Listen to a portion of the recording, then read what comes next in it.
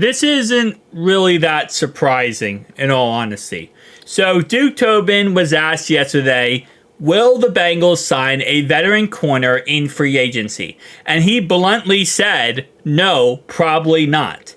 And again, like I said before, that's not really too surprising. You look at the free agent market outside of Stephon Gilmore, there really isn't any cornerback that, sparks your brain real quickly.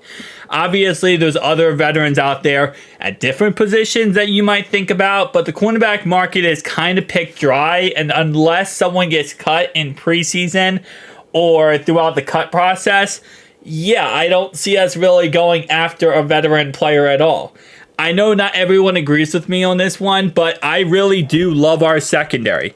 And even though, yes, it's young and yes, it's developing, and yes, there will be some growing concerns throughout the, preseason and regular season, I think we have a very good young secondary that's going to be able to really get developed and become an absolute menace in the NFL. So, for example, starting off right away, we got our safety position figured out. Geno Stone and Jordan Battle. In reality, I think these are the two actual starters here. Dax obviously moves to corner. So now our secondary is Cam Taylor-Britt. We have Mike Hilton. We have DJ Turner. But then DJ Turner is going to compete with Dax Hill for the outside guy. And that means we have DJ Turner as a kind of rotation guy, if not.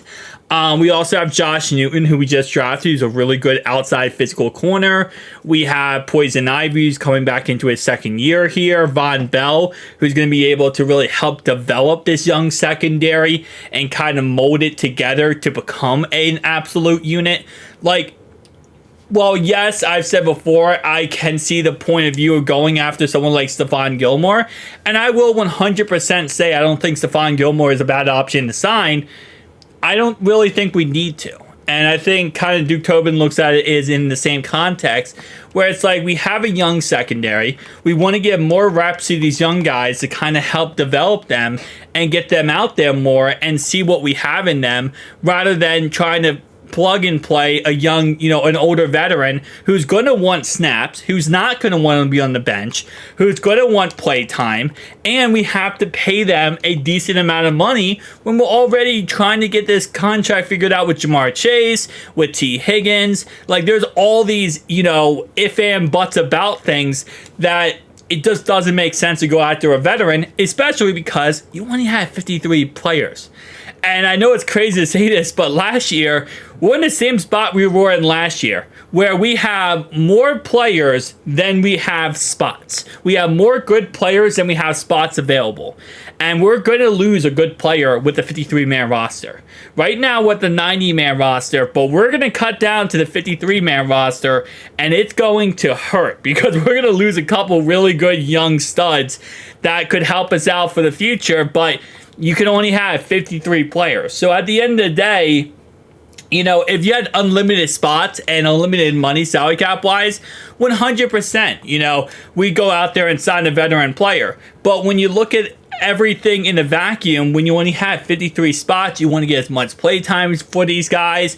You're also looking for the future. If you can develop, DJ Turner to become a really good cornerback, then you don't have to worry about for the next 4 years. You have 4 years of contract with him. Now actually 3 years of contract with him. And it's not like you just have to keep going and signing a new corner every year, because Stephon Gilmore is a right now solution. He's not a future solution or a long-term solution. So, again, I understand completely why we wouldn't go sign a veteran free agent, cornerback-wise, or secondary in general. But I'm excited to see, what we end up doing, because I definitely could see us going for maybe an offensive guard or something.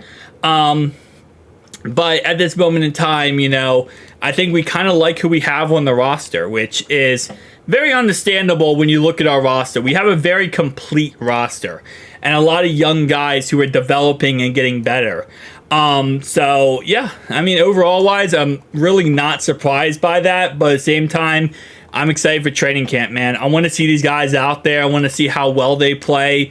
And see what we have in some of these guys. And we have a lot of young players in the secondary. And we don't have the toughest schedule. That's another thing that's really nice, is we don't have that tough of a schedule. We don't play the best receivers in the NFL every single week.